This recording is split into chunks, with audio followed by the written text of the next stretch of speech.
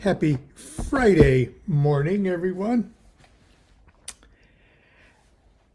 And welcome to my little ramble today. And it actually will be a little ramble today.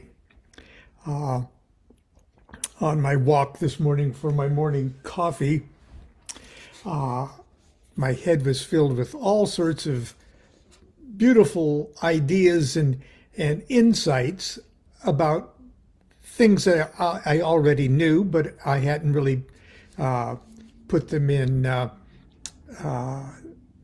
quite the perspective that I had this morning, and I was all excited, and I'm going to rush back and share it with you today. But I'll do my best to reconstruct things. I've got lots of things on my mind at the moment, as we all do, and I'm ready for the weekend, actually. But anyway, as I was walking for my morning coffee, I was thinking about when I used to put cream in my coffee, and I would stir my coffee and I'd pour the cream in because I enjoyed watching the cream swirl in the beautiful dark brownness of the coffee, and of course it swirls in that golden mean pattern, that nautilus shell G, which I think is probably what the G in the Masonic ring is all about, is that golden spiral, which is a mathematical pattern that is universal in our dimension. And that pattern repeats, and as if you enjoy thinking about and viewing graphically projected ideas about fractals, you'll see that pattern repeating, infinitely bigger and infinitely smaller. It's a divine fingerprint, if you will. And as long as we're in this dimension, that's sort of a universal signature. Well, anyway, keeping that in mind, and that's why I put that magnetic field picture up on my Facebook page today. I've been reading a lot of tarot cards for people on the Facebook Messenger here lately. I go through phases where I do it a lot and phases where I don't. But anyway, when you break the hymen, the cellophane hymen of a deck of tarot cards, a brand new deck, they're usually already put in a very special order. And whether the tarot manufacturer knows it or not, the order that they put it in is generally sort of a classic Kabbalistic order. There's 78 cards in the tarot, and they're sort of broken up into two major sections: the Greater Arcana, which has 22 trumps like that, and then the four suits. Okay.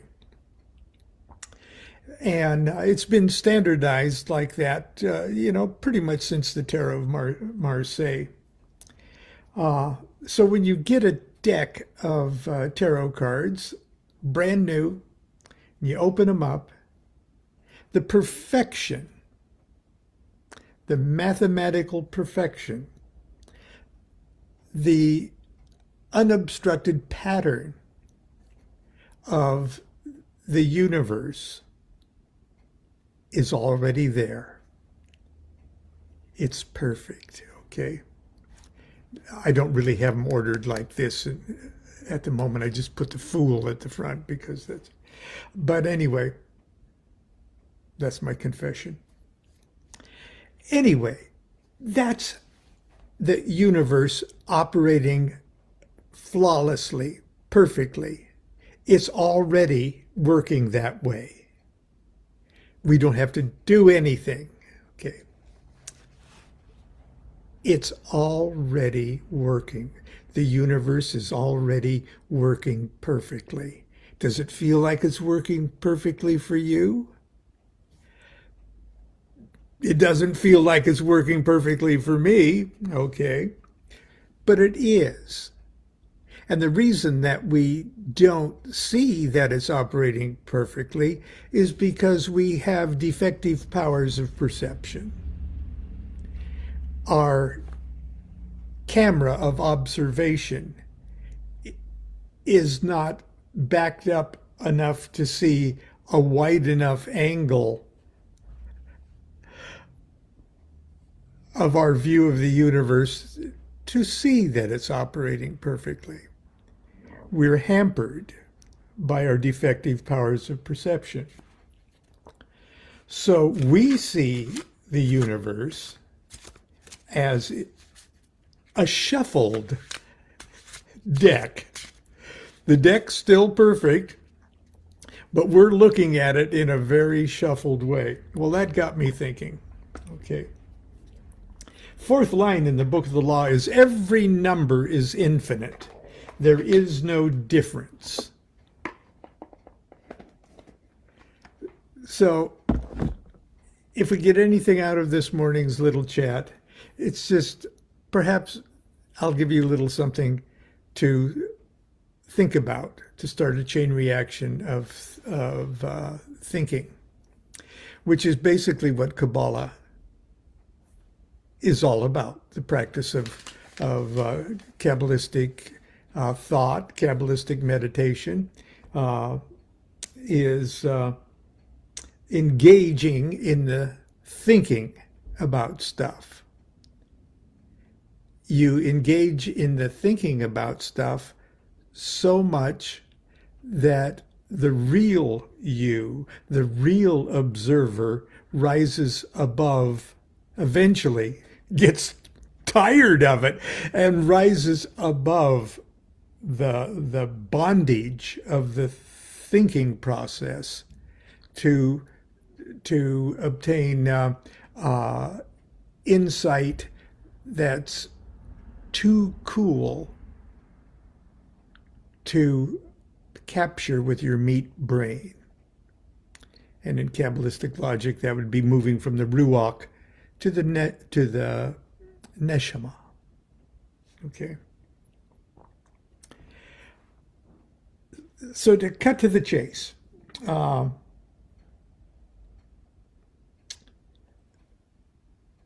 Kabbalah, kind of in a traditional, colorful, allegorical, metaphoric way, says God talks to us through numbers, because every number is infinite.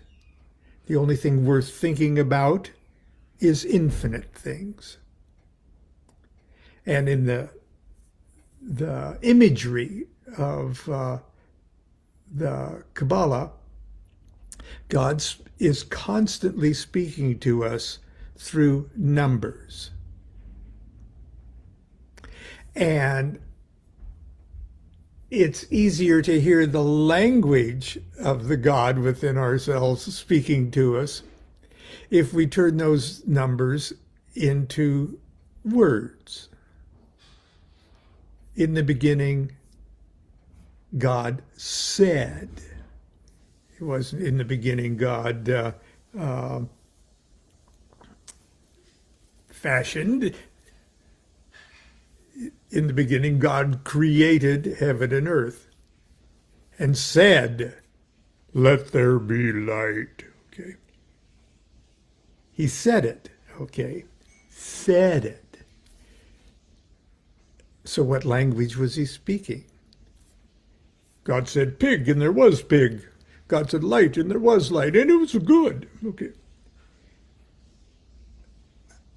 When I was a kid, like 19, I had this dream where every word that came out of my mouth turned into the object that I was speaking about. Well, that's kind of how it went. But what language did he speak? Well, the Kabbalists arbitrarily said, well, in order for us to work with all of this, let's say he spoke Hebrew. So every word in Hebrew contains the essence of the idea of that word. And that word is made up of letters. And there's 22 letters in the Hebrew alphabet. And those 22 letters are also numbers. Okay. So to better hear the message, we turn those numbers into these letters. And in the Hebrew alphabet, there's 22. And those 22 letters, okay, are broken up into three kinds of letters, 3, 7, and 12. And there are three types of letters, the 3 mother letters, 7 double letters, and 12 simple letters. Okay.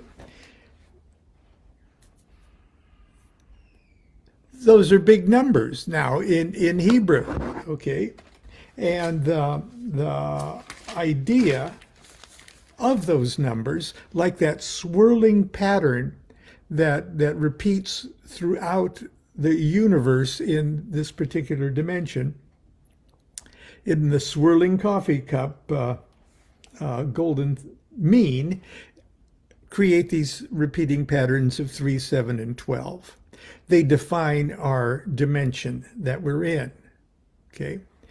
First of all, 3 literally gives us up, down, right, left, and front, backwards. Okay, we've plopped us right into dimension. It's created that, okay?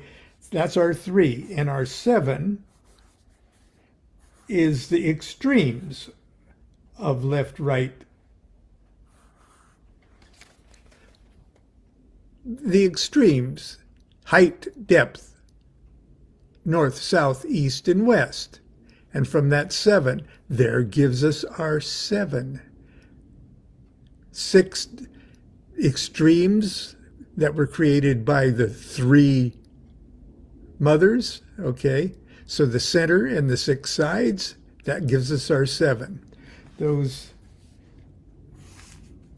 we put limitations to those 6 sides. That gives us this idea of a cube.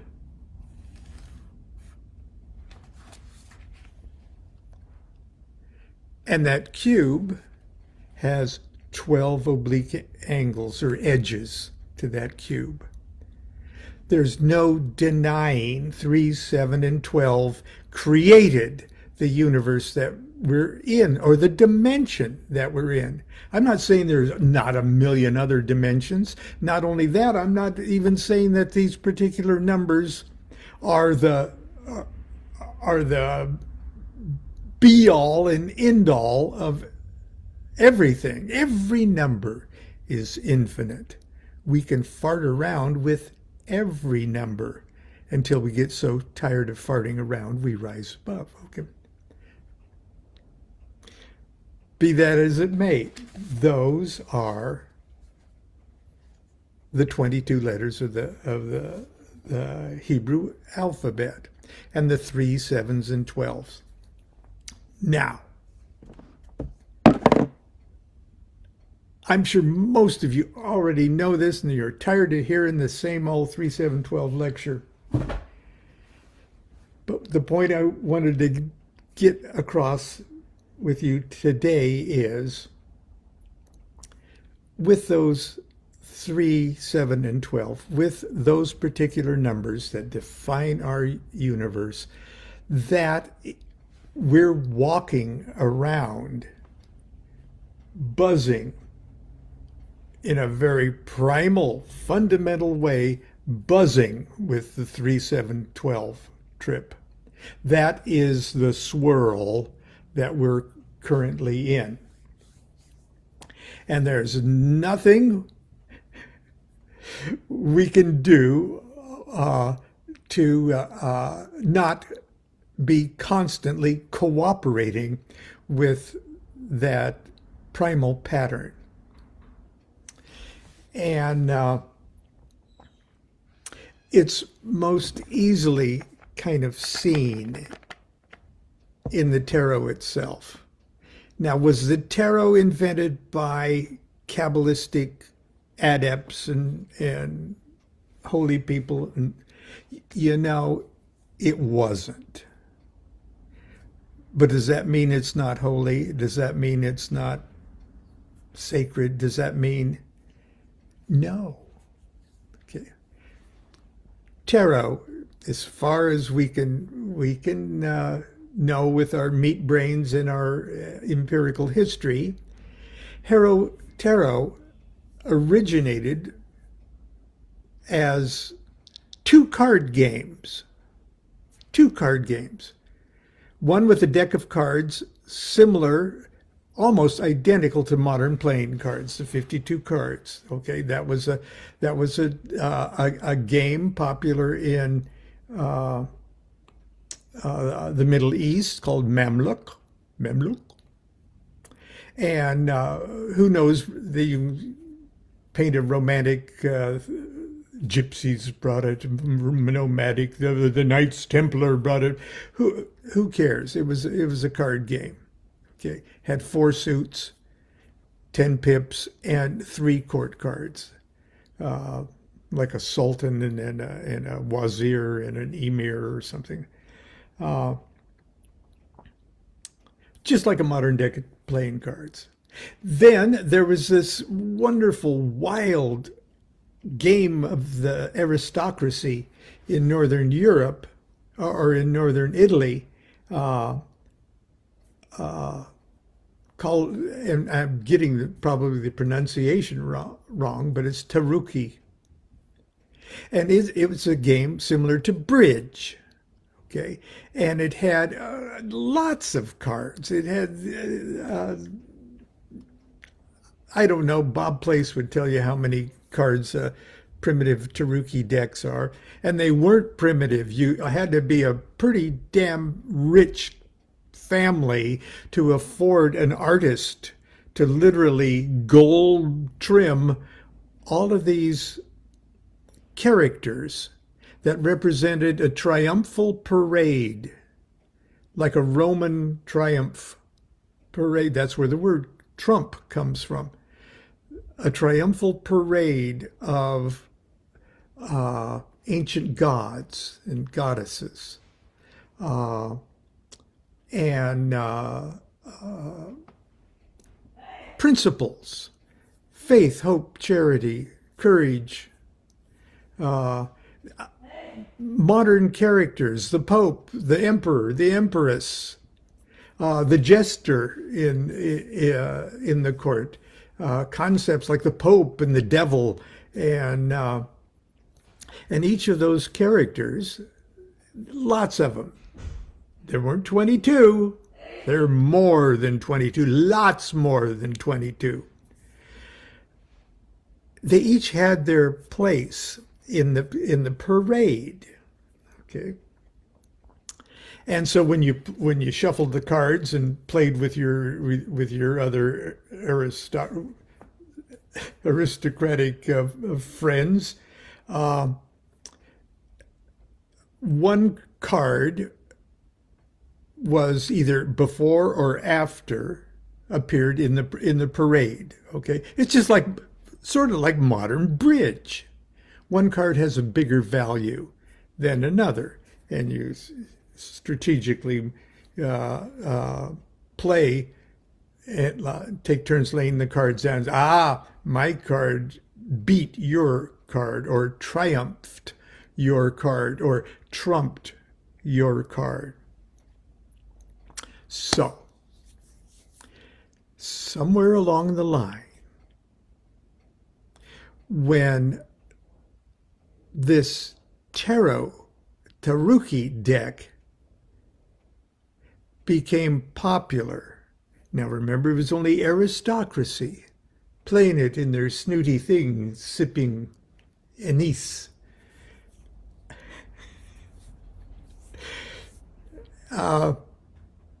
But I digress. But eventually, a 3-color printing process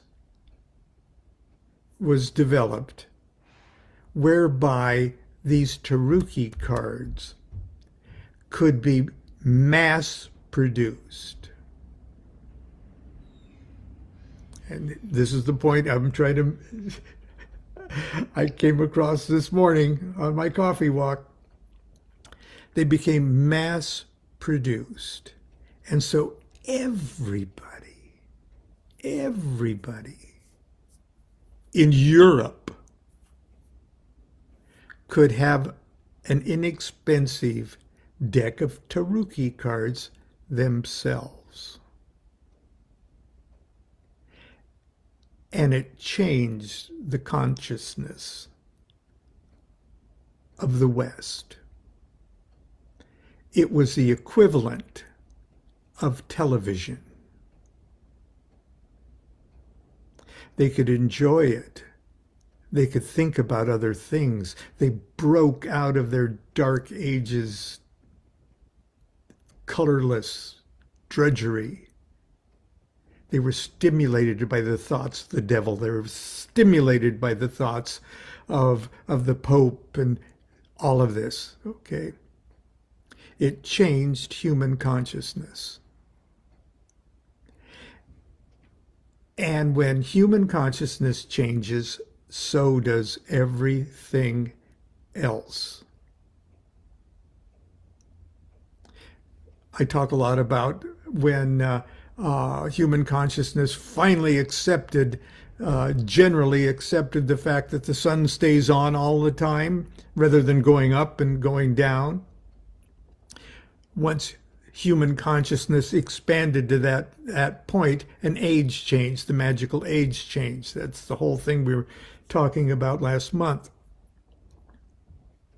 Human consciousness got a hold of the Taruki deck. And it was like when you put a piece of paper over a magnet and pour a big pile of iron filings, a little mountain, a little heap of iron filings on the top of the sheet of paper. And human consciousness is like someone grabbing that paper and starting to shake it. Human consciousness got a hold of that. Okay? And as it shook that, superfluous cards started to drop away. We really don't need the baker. Okay?